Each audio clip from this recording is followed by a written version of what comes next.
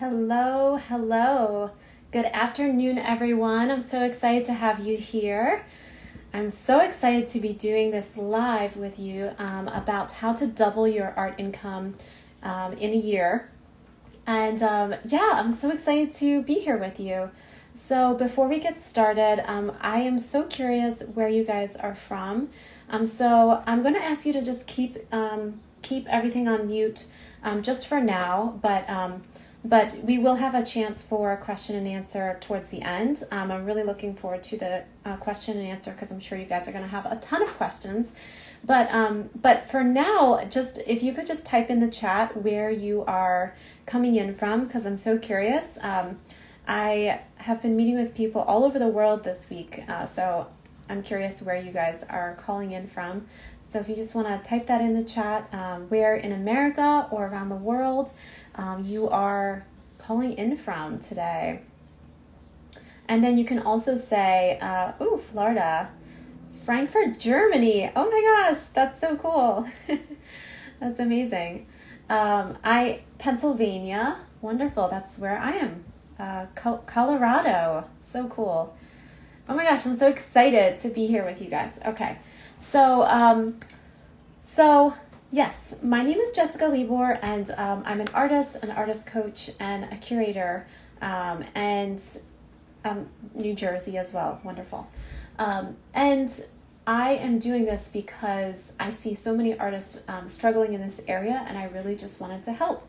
And so we are going to be covering a lot of ground today, and then I will open up the floor for questions. And we're going to be working through this together, and I truly believe this is going to be such an amazing and really career-shifting live for you today, where you really feel empowered that you can create the art career that you have always dreamed of. So that is my intention for the live today, and that's my intention for you today, and that's what I intend to give to you is my own experience and my own illumination and what has worked for me. And I want you to take it and to use it in your own way. So that's my intention for today. We're going to go over lots of practical stuff, but also lots of energetic stuff as well. So here we go. Now, I wanted to open today with a meditation. So a meditation where we are just going to get quiet and do some visualizing. It's going to be very short, but it'll really help to get you into a space where you're able to believe that this is possible for you and understand kind of the energetics of it. All right. So I want you guys to just close your eyes. Just close your eyes and then put both feet on the ground and just put your hands like on your knees so you feel really grounded and stable. And just take a couple deep breaths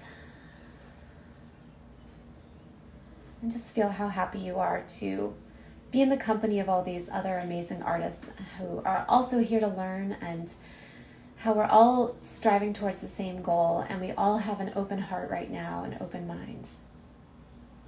We're all in this together from all over the world. How special is that? All right, and now I want you to imagine that you are somewhere really beautiful, really, really beautiful. For me, I'm imagining that I'm in Iceland and I'm standing on this beautiful green grassy hill, and I'm watching this amazing several 100-foot waterfall coming down from over a cliff, and I'm just blown away by like the power and the beauty of it. And I'm watching it. I'm watching the water come down, watching how beautiful it is, seeing the colors around me, feeling the wind, and I can feel the power of that waterfall just really come into me and really embody my whole body. I can feel the power of it. It's almost like I'm absorbing all of the power of that waterfall. And then in your mind's eye, look around you, look at all the colors, all the beautiful clouds, the grass, the waterfall, the water, everything that's surrounding you. And I want you to feel all the colors and all the energy that you're seeing all around you just come in through your body, through the top of your head, like a light. So it's all just like absorbing in through your body, all this energy of the beautiful world around you. And you can feel this energy come through the top of your head, down through your shoulders, down through your heart. You feel your heart light up. And then I want you to feel it coming down your arms. You feel this energy of like everything that you see in the world around you that you think is beautiful, that you're going to create with your art. And I want you to feel it going down through your hands, all this beautiful energy of the beauty of the world. And then it goes to your fingertips. And then it's like it can't hold it in, your body can't hold it in anymore. And out of your fingertips, there starts shooting these rays of rainbow light. These rays of rainbow lights are just shimmering and sparkling, and the rainbows just come out of your fingertips. And if you can wiggle your fingertips, then the rainbows wiggle as well, and you can point them in whatever direction you like, and it's like you have a superpower of like creating this amazing beauty. And you know that this is a symbol of you being able to create the most amazing art that the world has ever seen. And then I want you to put your hands up, and then these rainbows coming out of your hands, they start to really diffuse outside of you, and they go all over the world. So your creative spark, it travels all over the world. And you can kind of think of this as like your art is being seen all over the world. Your passion, your transmutation of the beauty of the world. So imagine these rainbows just like reaching all over the world, the furthest corners of the world. And as they do, imagine that they awaken in every corner of the world a little golden butterfly. So there's a little golden butterfly everywhere in the world. And when this rainbow hits it from your fingertips, this golden butterfly wakes up, and it is being called to you. And it follows the path of the rainbow, hundreds and thousands of miles. It follows the energy back to you. So I want you to remember, just think of like all these golden butterflies, hundreds of them, thousands of them. And your rainbows are awakening all of them. So imagine them coming to you. Your energy is drawing them to you. And these golden butterflies represent abundance and money. And each golden butterfly, you can think of it as $100, $1,000, $10,000, whatever feels good to you. They're units of abundance. You can think of them as opportunities. And these golden butterflies are flying to you, and they go in paths all over the world, and they're all being drawn to you. You're drawing them in through your heart, through your fingertips, and they are coming to you. And then you start to see them as you're standing in front of the waterfall. You start to see them, and they're coming to you. You start to see them in these beautiful, shimmering golden bands. And then they start to alight all around you, in the grass around you. They surround you, and they are so happy to see you. They just want to be close to you. And now you know that they are yours, and you are surrounded by these beautiful golden butterflies. And they are all so happy to be in your presence, in your rainbow that you are creating with your creativity.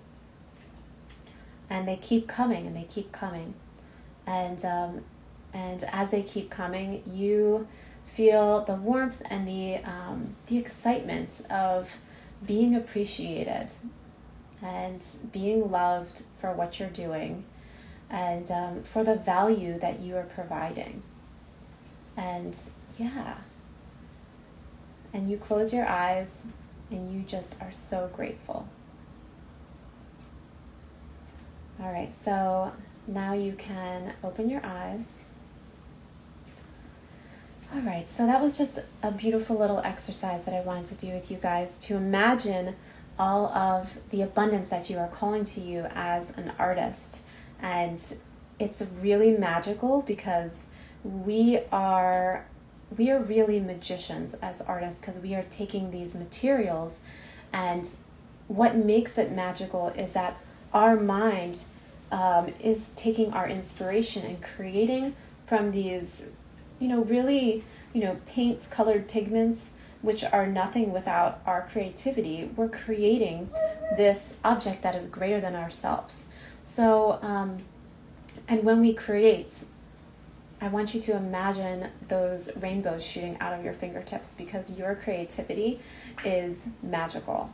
And that is what's going to call to you all those golden butterflies, all of those people who are drawn to your energy, and who are willing to really serve you through giving you abundance as a thank you for creating what you do.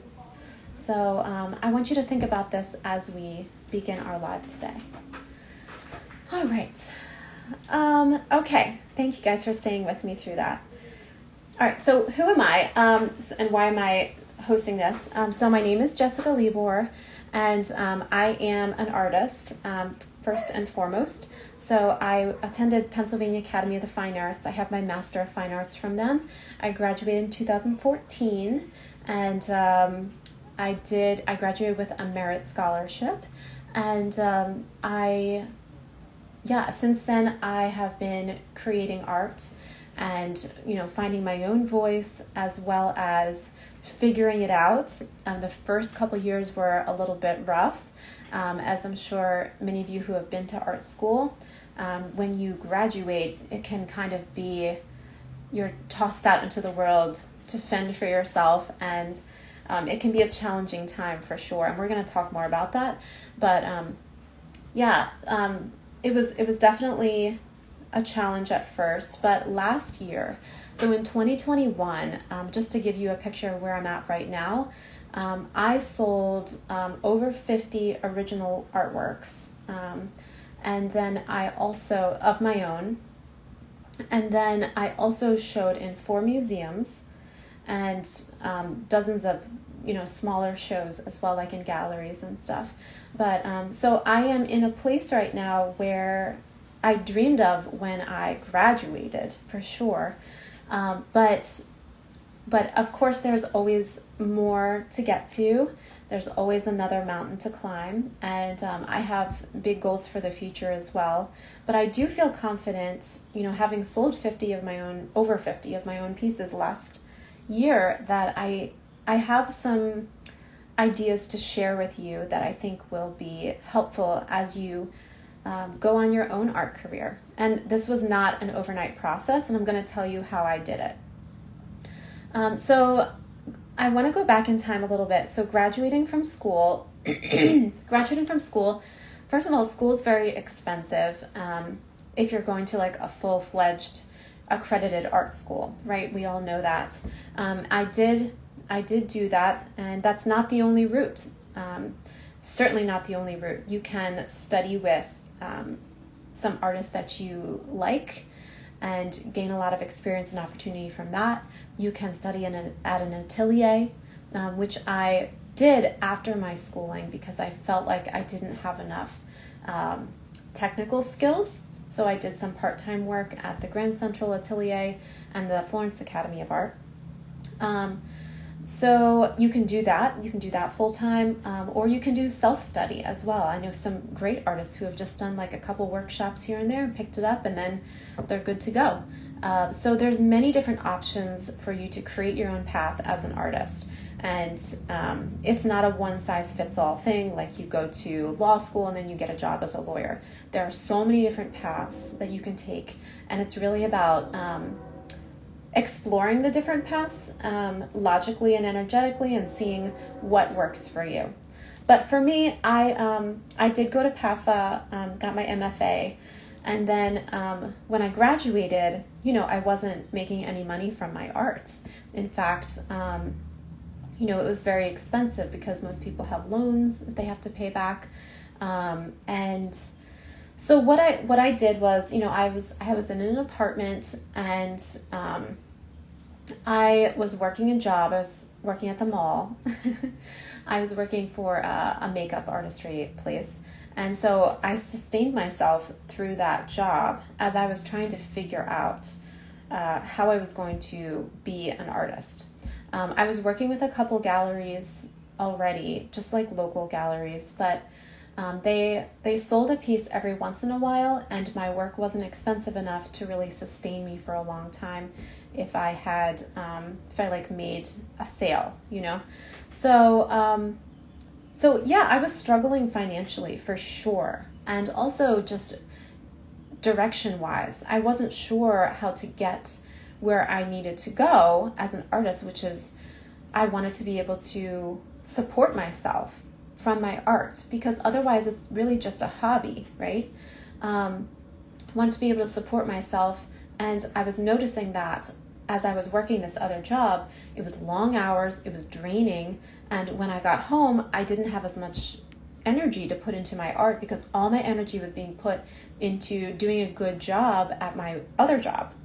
And I'm sure many of you can relate to this. And it's something a lot of people don't talk about because they're like, oh, just, if you have like a 30-hour-a-week job, well, then you have lots of hours otherwise to work on your art.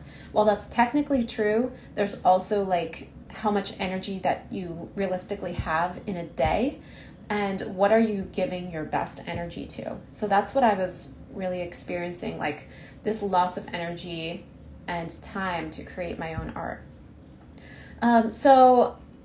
Yeah, and then the galleries, they sold some of my work sometimes, but what was frustrating was that sometimes they sold the work, but then, of course, they would be taking a large percentage, which they earned, but it was tough for me because I would rather have the whole thing, So yeah, those were some of my struggles. So what did I end up doing? So I started taking various workshops and courses on art business because in art school, they don't really teach you any of these practical things and like the nitty-gritty things. And so I started learning from people outside of the art industry. So, and also my job as a makeup artist, which was all sales, it was a high-end makeup brand and Dior. And so we learned about romancing the sale, writing to our clients, treating them like they are the most exquisite and wonderful people, which most of them were. And something clicked in me as I was learning all of this, and that was how similar this is to selling art. So art is also a very high-end it's a very high-end product. I don't like to use the word product. It's a mystical creation that you created, but it's also a high-end product that people buy because it is one of a kind, and it's really non-repeatable. I mean, prints are one thing, but there's only one original. So, and I started to apply a lot of what I learned as a makeup artist and from like different business courses into my art career. And that's when I really started to see a shift in both my feeling empowered and then also in the results that I was getting. So what did I end up doing? I actually ended up quitting my job, and because I started to get these commissions and I started to build up my confidence, and I realized that what was holding me back was I was not able to focus full time on this, and I felt like that was really holding me back, and that was the only thing holding me back. And then I also set up an alternate means of income to release some of the pressure while I built this up.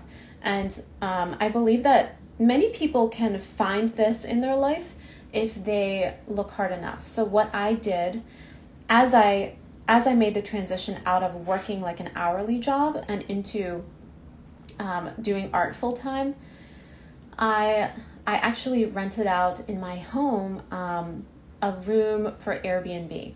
And this provided so much of a release of pressure for me that it really replaced the income for my job. And many people can do this or do something similar. Maybe you can rent out your car or just take a look at your assets and see what might work for you. But if you don't have anything like that or you're not comfortable with that, then the best thing that I can say is to find a job that is very low energy, so that you can really still dedicate a lot of your energy to your art. But yeah, so what I did was I set up an alternate means of income that was not like an hourly thing. I mean, like for Airbnb, people would come in.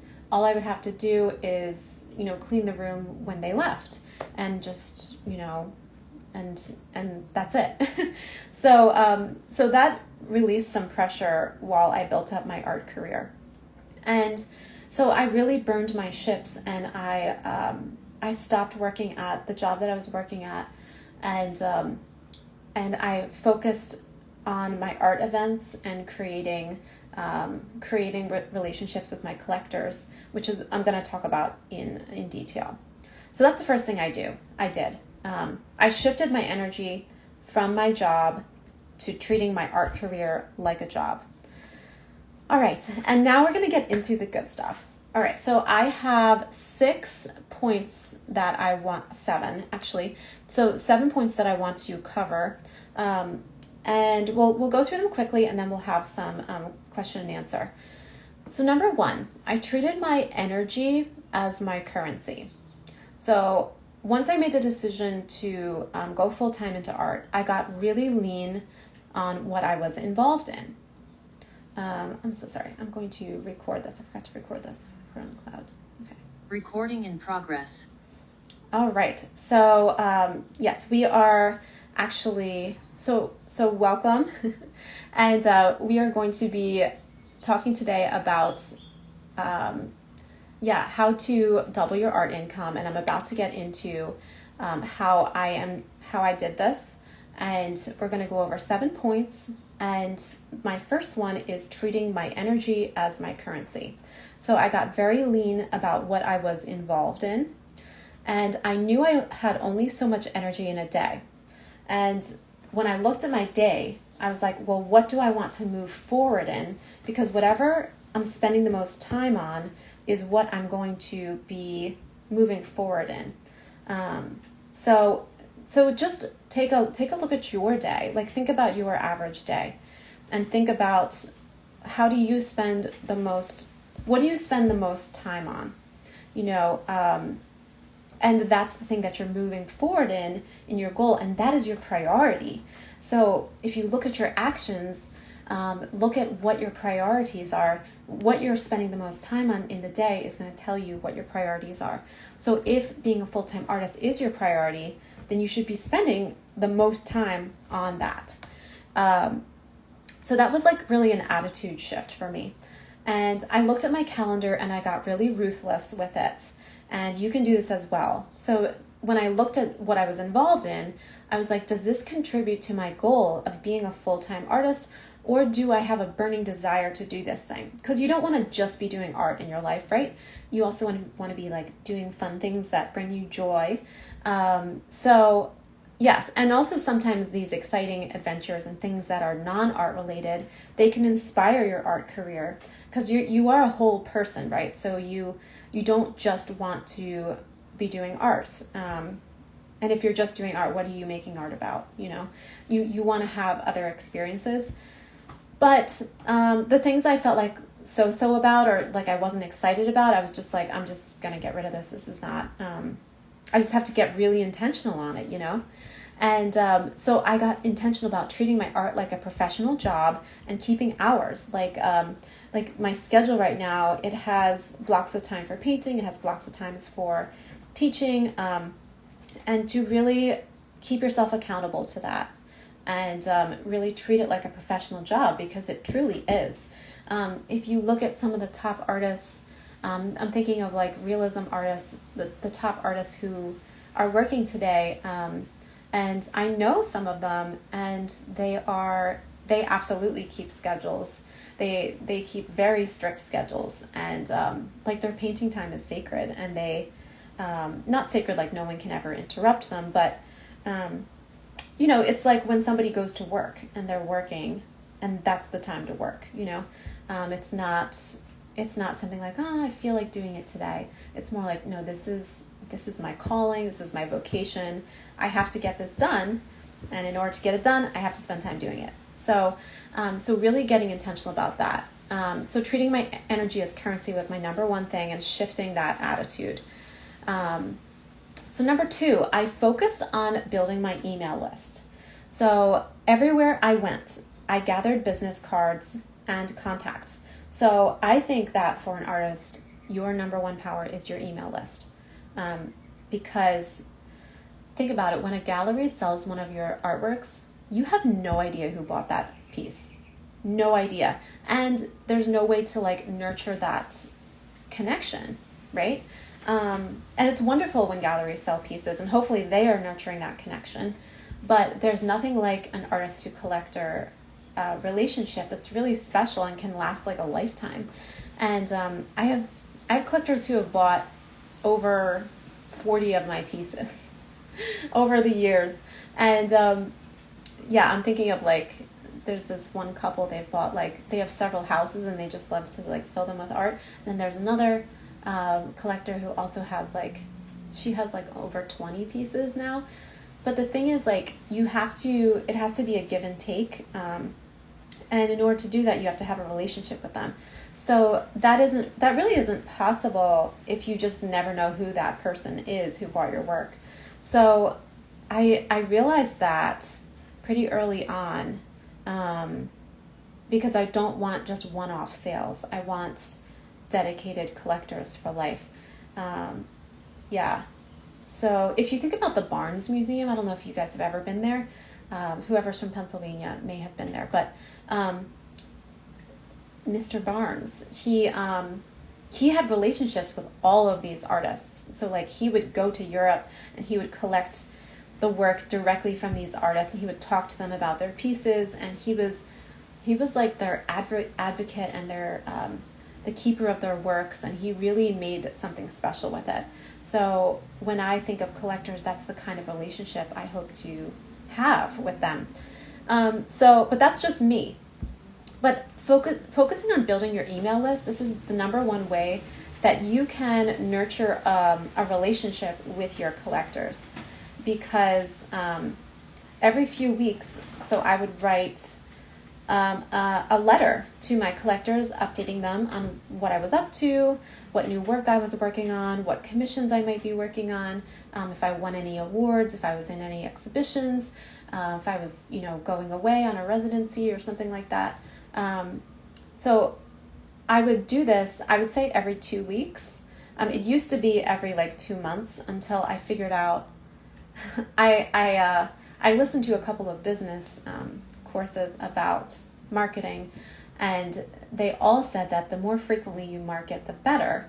And so I upped my my email list marketing to once every 2 weeks, and my income dramatically went up, because when you're top of mind with these people, then they're going to think about you, and then they're going to want to either buy from you, commission you to do something, attend your shows, because it feels more like you're a regular part of their life, instead of just that artist that they met once. And I will say, with an email list, it's constantly growing and it's constantly shifting. So you will get people who unsubscribe, and you just don't have to take it. Just don't take it personally. Sometimes I look at my unsubscribes and I always regret doing it, but you will get unsubscribes, and just don't look at them. But you will get people subscribing as well. Once you put an email list up on your website, or and a link in your bio for your Instagram, You will get lots of just like random people subscribing, and some of those people will like buy from you immediately. And yeah, so your email list is absolutely gold. So these people are the people who are invested. Like email is a much more intimate form of communication than social media. And social media is a great place to find new people, but you want to get them into your inner circle, where they can feel like they're more of like a friend. So with writing letters to your collectors, what I've realized is that the more kind of personal that I am with my collectors, and the less like a marketing blast from Urban Outfitters, then the better results that I get. So people want to follow artists because they are one individual human who's like transmitting the beauty of the world through their fingertips, like we did in that meditation, and that's really magical. And it's different than just marketing products, right? So the more I can like pull in other things from my life, like, you know, I was talking about like my garden, or, you know, I'm going on a trip here, or I found this really interesting, I'm reading this interesting book, then it's like I'm an individual person, you know, and I'm not just like, here's another piece, I hope you buy it, you know. It's more of like, I'm a whole person, and my art comes from me. It comes from me, who is a whole person, and I want you to get to know the whole me so that you understand the context of my inspiration. So, you know, really write it like it's kind of like a love letter, you know, not that you're like saying all these gushy things about your collectors, but more of like, you know, you're telling a really good friend all about your current life, you know, and make it really, more intimate, I guess. And I've found that by doing that, it absolutely creates a stronger bond. And it will definitely pull people to want to have a piece of your work. So that's my advice for your email list. Your email list is, I think, the most important thing that you can work on for doubling your income. And if you already have an email list, then that's fantastic. Then I would work on, really getting into a rhythm of like every 2 weeks or 3 weeks or every week even, writing a letter about what you're up to, and making it as personal as possible while still making you feel comfortable. And this will absolutely help people to invest in you and feel more comfortable and like they want to invest in you. So yeah. All right, so that's number 2. And then number 3. So I created incentives for my collectors. This also is really powerful for creating a bump in your income, for sure. So bonuses, like a free print with an original. If you do like a special, and you can like advertise this on your email list, you don't have to do this publicly.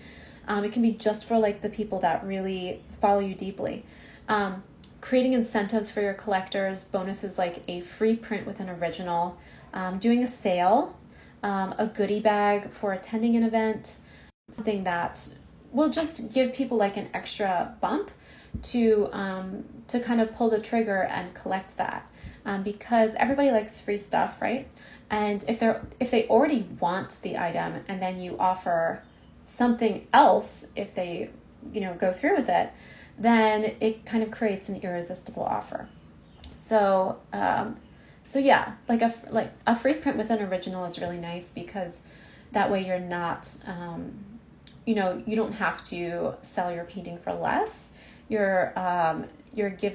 are giving something away, but it's nice. It's like a bonus instead of a sale. So and then so creative incentives for your collectors. And then number 4, cultivating relationships with your collectors. Your relationships are gold, and they are the golden butterflies. Okay, your relationships are the golden butterflies. So just think about a romantic relationship, right? So like thank you notes, going out to lunch, sending them gifts for the holidays, treat it like an important relationship, because it really is. And, different artists will have different styles with this. But I have found that by doing this, by reaching out and really making these collectors feel special who may have invested thousands already in you, and showing them the appreciation that you have for them, it absolutely brings them back for more. I mean, think about in your own life, if somebody is, really appreciative of you and, remembers you on holidays or remembers your birthday, or, every once in a while you go out to lunch and you catch up, then it becomes somebody that you trust, that you like, and that you don't feel like is trying to get something from you. Because that's the other thing. It can be like you don't want to do these things just to get more out of them. You actually just want to create this network of people who are supporting you energetically, because sometimes somebody will just buy one thing and you continue to, send them thank you notes and write to them or whatever, but they may pay back in other ways, like recommending you to a friend, or showing you at an opportunity or something like that. You just never know. But gratitude always comes back to you. Like whatever you put out always comes back to you, and you never know, when you show this kind of abundant, kind of hands open gratitude towards these people who have invested in you. You just never know what's going to come back your way.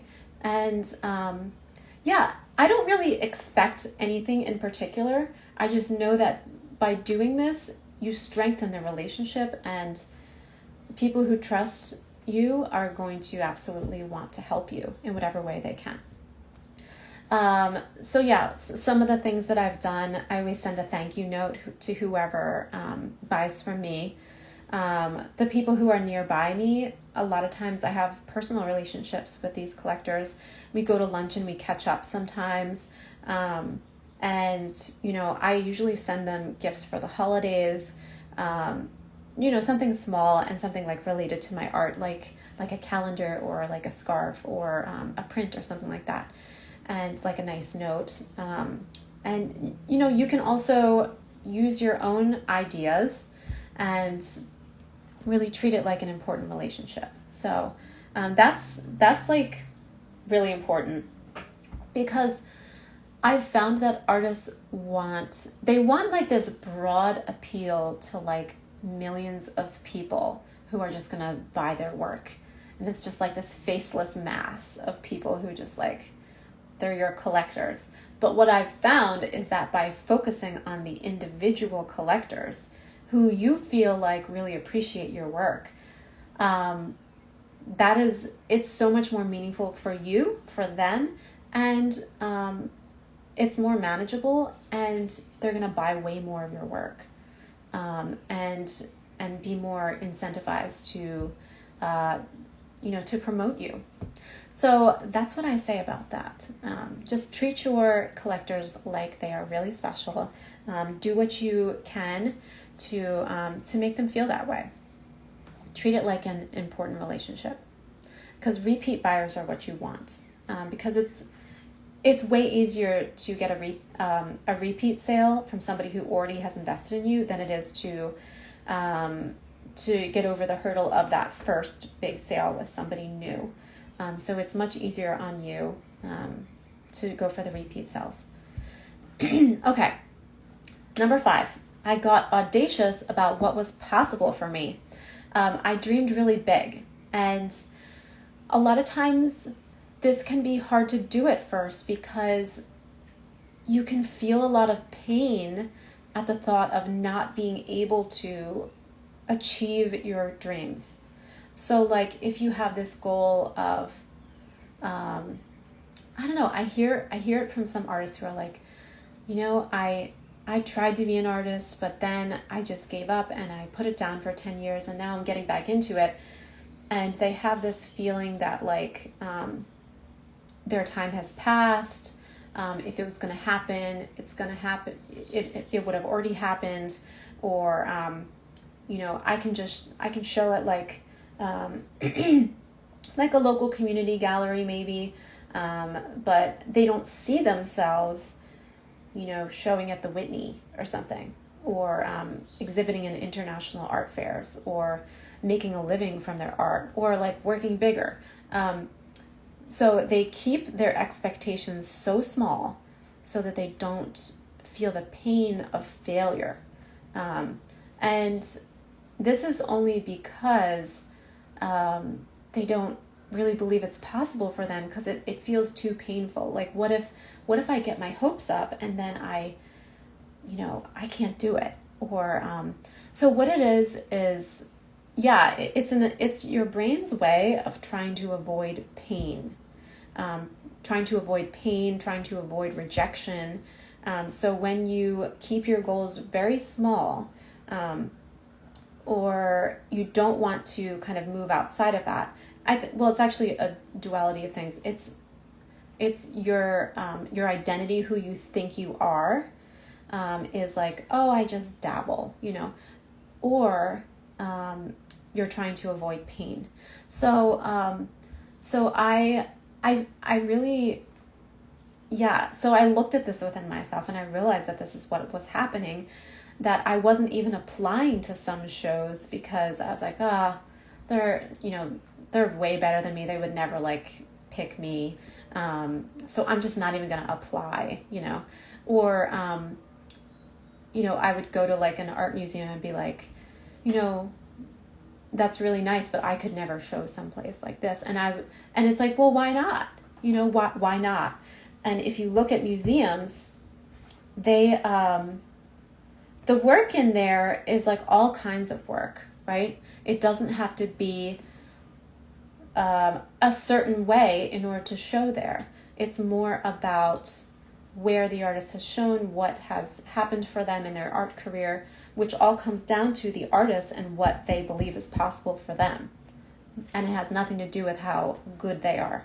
That's what I've realized, that seeing so many museums, it's like anything can be in a museum. It just has to have a confluence of circumstances that all comes from the artist's belief in themselves, that they are worth it.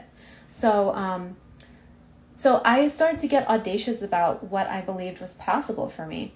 And I started applying to prestigious shows, and most of the time I didn't get in. But then sometimes I got in, and I was like, oh my gosh. I still remember, like, it was like 3 years ago, and I got into this one exhibition at this like really nice gallery, and I was like, wow, like I was like on top of the world. And it was more of like, I had been applying to so many shows and being rejected from so many shows, and then I got into this show, and it opened up a lot of opportunities for me. But here's the thing, like I would have never had that opportunity had I not actually believed I deserved it and followed through on actually applying. So even though it may be painful at first, really let yourself dream of like those big dreams, and don't hold yourself back, because some of the best things that we experience in life, or that might be possible for us, we might self-sabotage if we don't believe it's possible for us. And that's the only thing holding you back. So, I started applying to more prestigious shows. I started writing to curators and collectors that I wanted to collect my work. I created opportunities for myself. I started curating shows for myself and other artists. And I just followed my intuition and followed opportunities to see where they might lead. Because you never know where something might lead. And if something feels like it could be like an opening, like this is like good, even though it might not be exactly what you want, it's good to follow it because it might lead to exactly what you want, So yeah, getting audacious about what's possible for you will eventually open up so many doors, because your mindset will take you to a new direction, to a new level, because you're going to start believing that you're destined for greater things. You have to believe that in order for that to happen to you. It's like if you give somebody a compliment, like, oh my gosh, I love your dress. And then they're like, oh, I mean, I don't look good in this. It's like, okay. It's the same thing about like an artist when you say to them, that's an amazing painting. I mean, it's such a beautiful painting. And they say like, oh, well, I still remember saying this to an artist. I was like, this is an amazing painting. How much is this? I was thinking about buying it. She's like, oh, it's not worth anything. She literally said that to me. She's like, it's not worth anything. I'm not a real artist. And I was like, oh. And so, even though I had thought like, this is an amazing painting and this is an amazing artist, like her attitude about herself just made me believe that, well, I guess she's not a real artist. I mean, if she doesn't believe she is, So people do take their cues from you and how you speak about your work and how you think about yourself as an artist. So if you get audacious about what's possible for you, it will open up a lot of doors eventually. All right, so number 6, I got really organized. So I started taking really good records of my work and treating it like a business, because I realized that I was starting to sell a lot of work and that I had no idea where the work was ending up because I sold a piece and I was so happy about it. And that person was like on my email list or whatever, but it wasn't like I wrote down somewhere, okay, this person bought this piece at this time for this much. And, they also own these pieces. So I didn't have any kind of like records like that. So what I did first was I started taking like these like handwritten notes, and it became really confusing. But eventually I got Artwork Archive, which is a really affordable service. It's like $16 a month or something like that. And it's it's this website where you can input everything about who bought what, when, what shows you're in, when there's a due date for something, and your income, your expenses. So everything that I do in my art career kind of goes in there.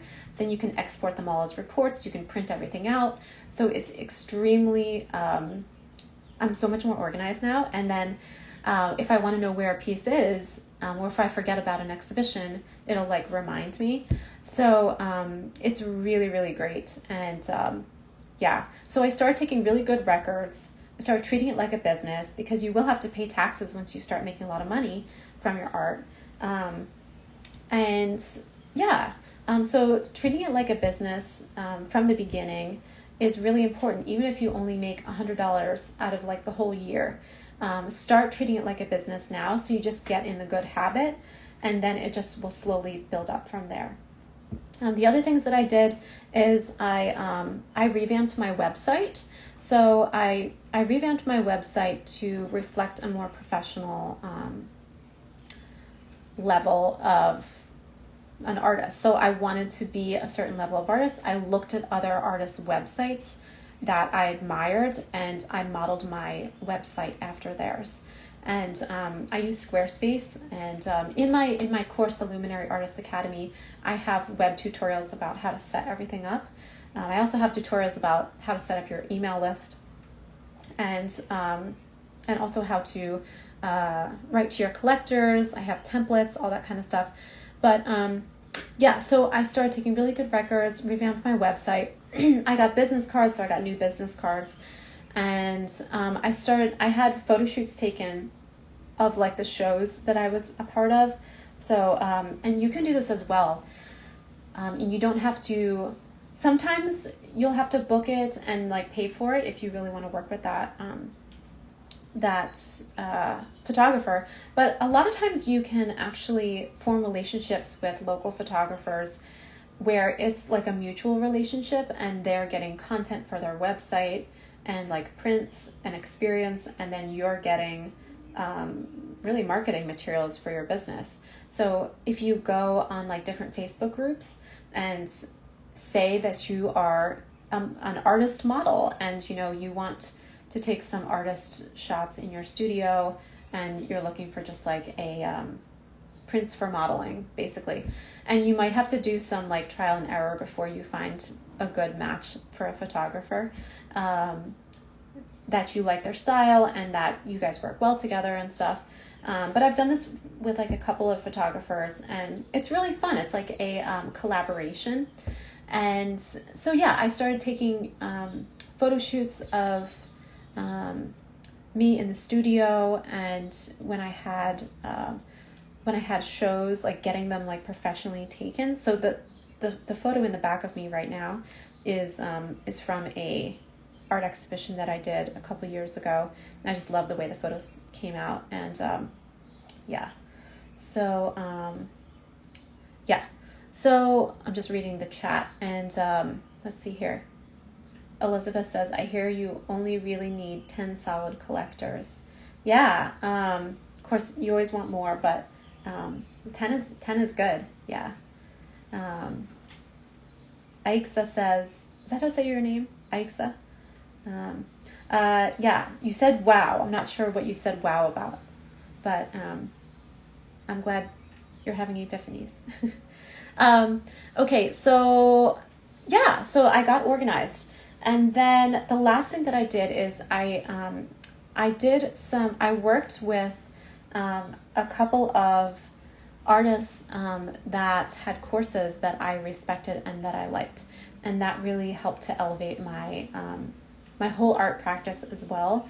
It gave me the confidence to raise my prices. It gave me much more of a handle of like professional practices and how to organize my art career.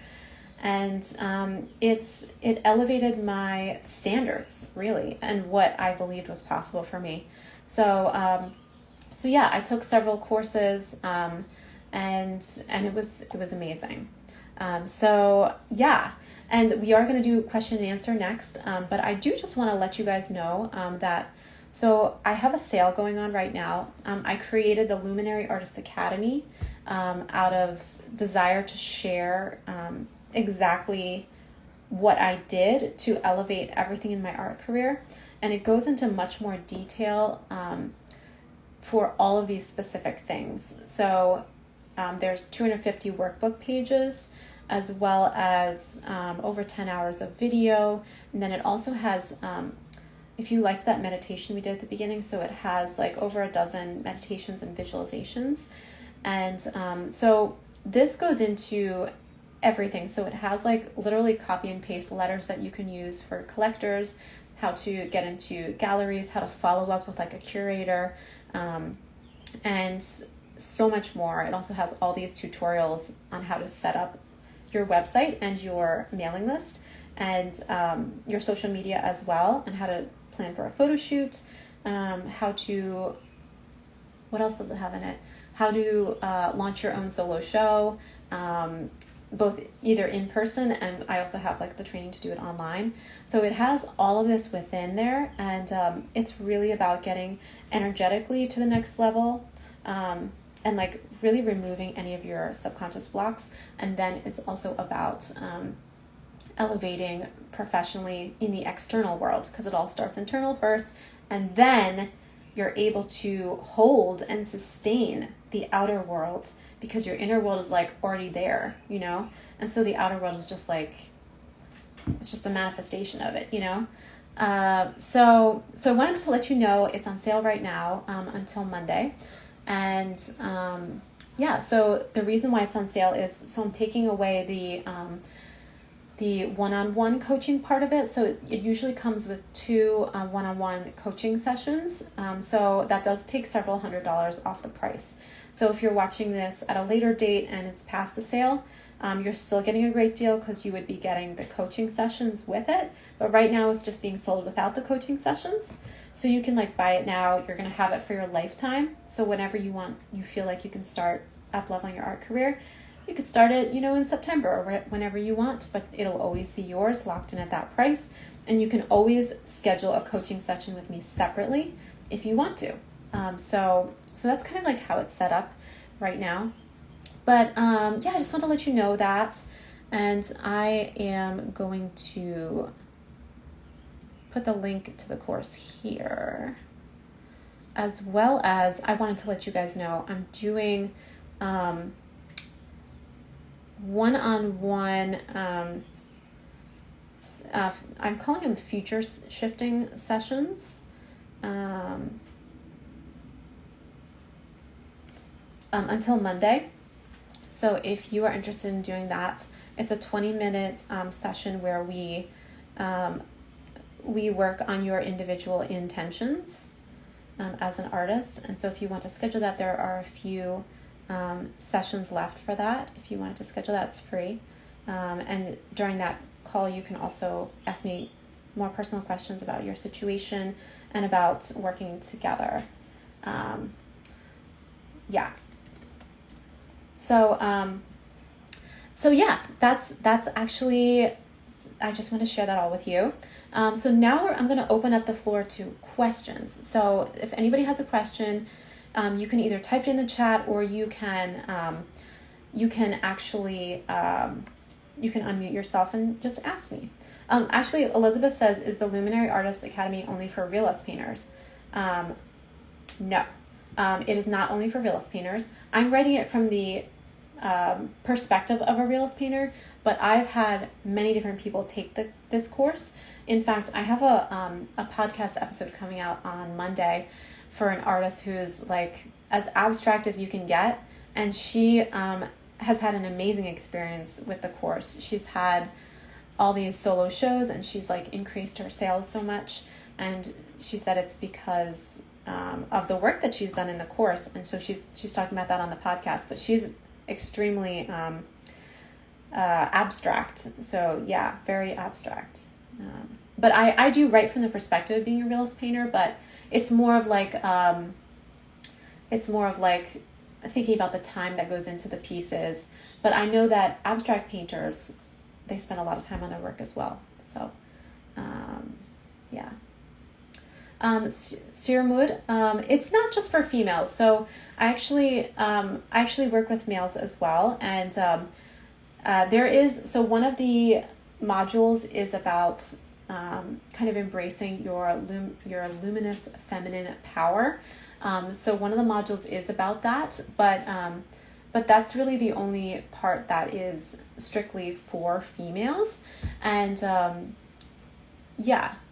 All of the work in the course can apply to male and female, because we all do have our feminine and masculine sides within us, right? So yeah. I don't mind my feminine side to show through my art. That's great. Yes, embrace it all.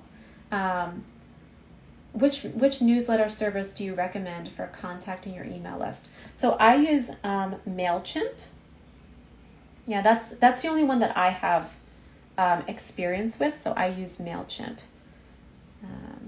Yeah.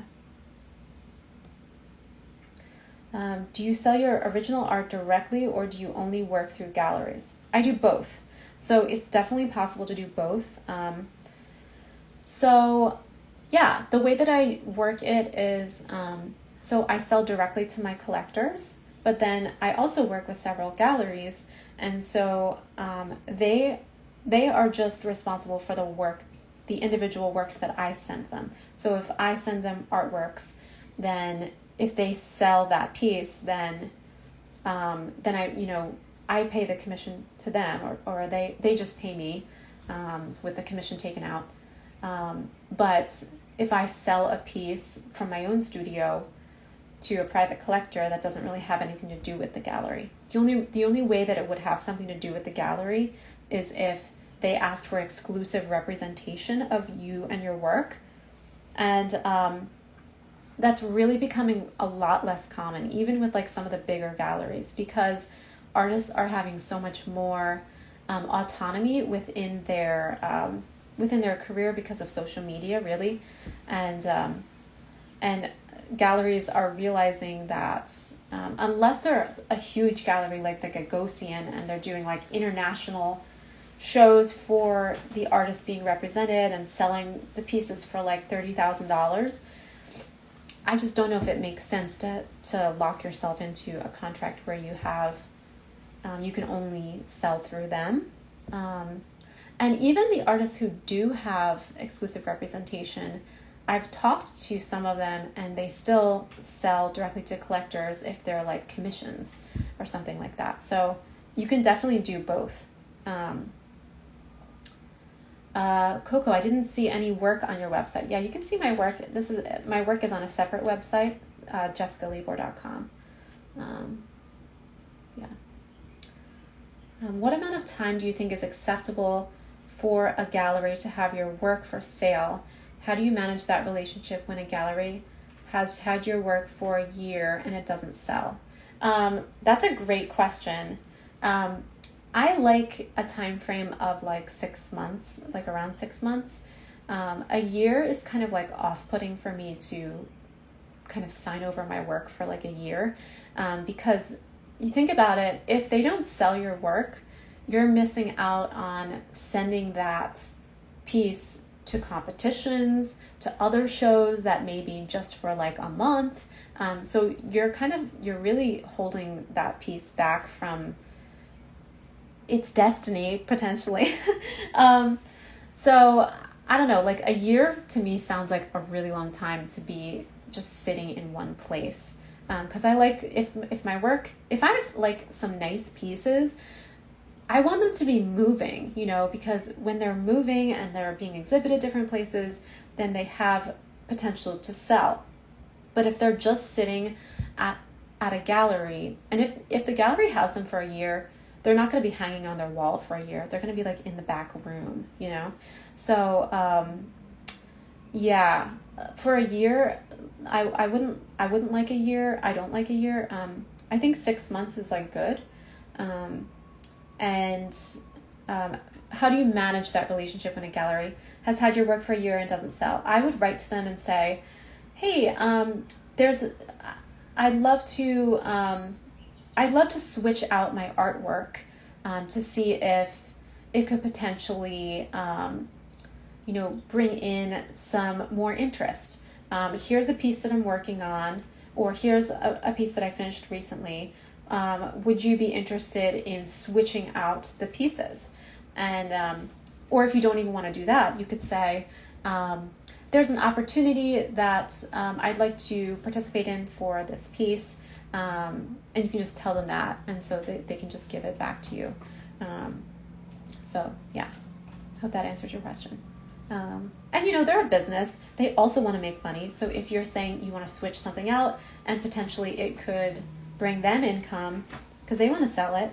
And if that piece isn't selling, maybe the next one will. So yes, thank you so much, Coco. Awesome. Yeah, when would you recommend diversifying your art business?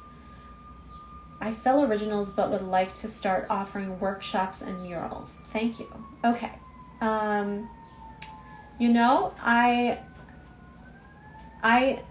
It really depends on your personal preference. So you sell originals but you have the desire to start offering workshops. So I would say if you've never done a workshop before, maybe start by doing like a 1-day workshop and plan that and just see how it goes, because you may love it, you may not like it. So before like really making a big shift, I would definitely start small and try those things. Also with murals, if you've never done a mural before, definitely do one before committing like to doing a lot. But really whenever you want. Yeah, I mean, you can always sell your originals, but with the other things, I would definitely start out small and then start building it up, and incorporate that into your art business. But you can. I mean, you don't have to wait. You don't have to wait. You can do it. Start it today. Yeah. Okay, so I have a piece that is taking me some time to finish. Probably will take another 3 to 4 months. At times, I lose confidence in the whole making a living from this, as there is no cash flow. I am not sure when and how to create my website social media posts around it, as I feel it is not ready to show yet, so not sure how to strategize it all. Okay, so this is a good question because there's a lot of different parts in this. So So maybe you could type in the chat. So why is it taking you? Why do you think it's taking you so long? If you could just share that. Is it really large? Is it extremely detailed? What's the issue there? But so let's just say that this is like a big painting with like a lot of detail. Sometimes I lose confidence in the whole making a living from this, as there is no cash flow. Okay, so that is the first thing that we'd have to work on, is believing that you can make a living from this. And sometimes we just need little signs from the universe to start to get our confidence. So what I would do is I would try to get some cash flow from your art. So there's a couple ways to do this. You could get a commission, and this could be something you're working on concurrently with this large piece, so that you feel that dignity of being employed for your talent. So you can try to get a commission by advertising on your social media, or sharing on your email list, and make it really affordable. Even if it's just like, I'm doing $100 sketches, just start to get that cash flow, and it'll build your confidence that you can do that. I'm not sure how to create my website social media post around it. It's not ready to show yet.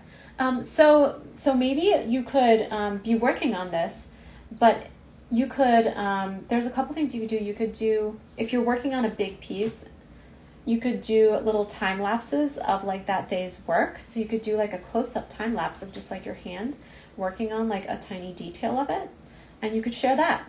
People love time lapses. Or you could do a separate practice of doing a 15-minute sketch every day of like something different, and you could post that, so to kind of generate interest in your work. So yeah, those are my ideas. Did you have any follow-up with that? It's a big, large collage painting made of many small paintings. Wow, sounds awesome. Cool. First piece that I found my style. That's exciting. Very cool. That's awesome. All right. So Elizabeth, you have your hand raised. Hi, how are you? Hi, I just wanted to say hi and thank you. And as always, just so valuable. And I had a question for me on the email list. Mm-hmm. I've been able to start to get some momentum with mine, but sometimes I find it I'm like, oh man, I want to ask them, but I'm not really sure like how. I was wondering if some ways you've approached putting that piece in the conversation with people, because sometimes I feel a little awkward about it, or I'm not sure exactly how to do it. Hey, sign up for my email list and like get early access to work, but what would incentivize them or whatever. Are you talking? I was just wondering. So you're talking about like people that you meet in person, or Yes. Okay. Yeah. Mostly in person. That's where I've had the most success getting people to join. I've tried a few things online, but so that was part one. My question was the email list, like in person especially, or maybe someone I've met and I want to ask them about joining it now. Like I've known them for a while, so and then sorry. Well, just to answer that point, I usually say like, hey, I have exhibitions sometimes. Would it be okay if I put you on the list to invite you? Yeah. And most people are like, oh, sure. Who doesn't like a fun art event? Yeah. Okay. I like that. Yeah. I get my exhibitions going. Yeah. But and then the other thing was your visibility. Like you're on YouTube, you have a podcast, and you create content not only like for collectors but also other artists. Do you think that plays a significant role as well, like for collectors? In your art career, or I didn't really hear you talk about it, which was interesting. Because obviously all of these other things you spoke on have been what meant the most. Yeah. So but I do applaud you for just how many channels you're visible on and how much value and content you create. Oh, thank you. Yeah. I actually think they are two separate. Well, they can overlap, the two audiences, for sure. I teach and coach because I find it really rewarding, just like personally. Like, it gives me a warm, happy sensation in my heart, and it makes me feel like I'm doing good, and I'm like helping people, and it's like really rewarding. And so like so that's why I teach and coach. And also because I hate to see artists struggle. It's like, when I hear a lot of them saying these limiting things, I wanna be like, no, but like, it's possible, you know? So, but I actually do think that they're two separate audiences, for sure. Although some of your people that you teach might end up buying, you know, some pieces, but I know you've bought a piece. I did. Yeah, you bought a piece. Yeah, I think that it is.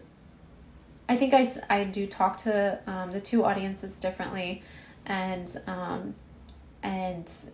yeah, they're on two separate email lists because they want two separate things. So collectors, you have to think about what they want. Collectors want, they want a inspiration, a piece of your life. They want a something to uplift their home. They want status, honestly.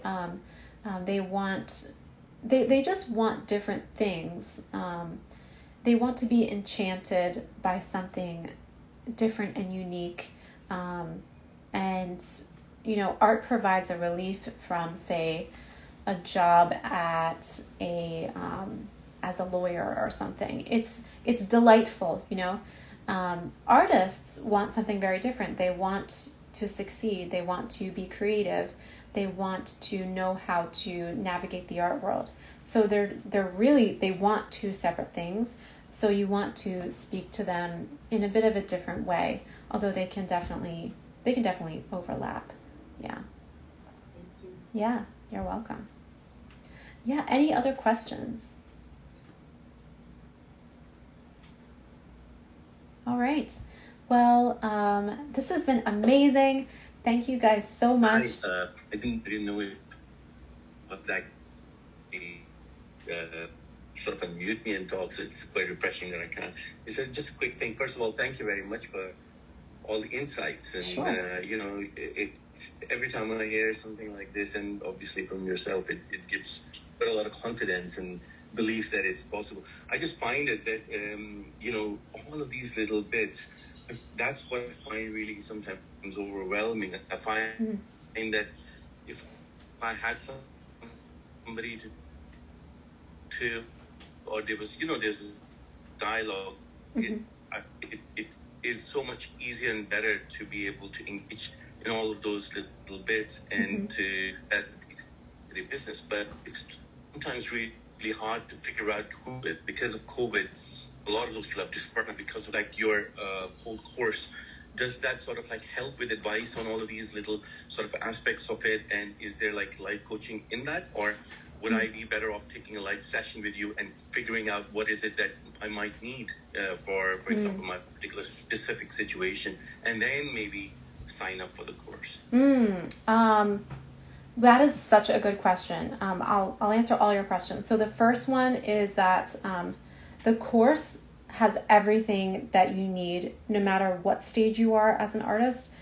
So it has all the mindset work, the first couple modules, and it also has like developing your voice really strongly. It also has how to reach out to galleries, to museums, how to apply for residencies. It has like basically copy and paste letters that you can use or change to your situation for reaching out to collectors, for applying to whatever kind of opportunity that you want. There's many different versions. It has lists of opportunities as well, with like tons and tons of different opportunities for you. It also has advice for social media, different kinds of posts that you can do that, gain engagement. It has advice for specific ways to engage collectors, how to meet collectors, where you can meet them, like, and different proactive ways to meet your collectors, and how to follow up with them, how to network in person and find people interested in your art wherever you are, how to organize your work so it looks professional, online and in person. It has everything. It's extremely detailed. So everything that I just taught today is just like an overview of what's included in the course. The course goes like 10 layers deeper for everything that I covered today with all of the details. So it definitely, even if you never have a coaching session with me, even if you just get the course, it has everything that you need within it. It also goes over everything with finances and storing your work and keeping good records and how to balance things financially. It has everything that you need as an artist.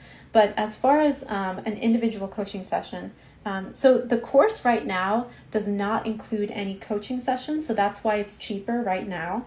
So it doesn't include any coaching sessions right now, but it usually does. So the price right now without the coaching sessions is $1,350. The price is usually $1,700, which includes 2 like 90-minute coaching sessions. So I hope that makes sense. But you can always schedule a coaching session, like a 90-minute coaching session. You can schedule that.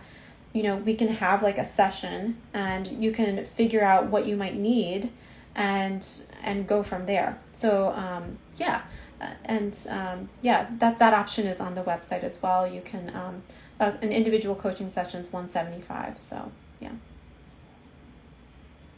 Does that answer your question?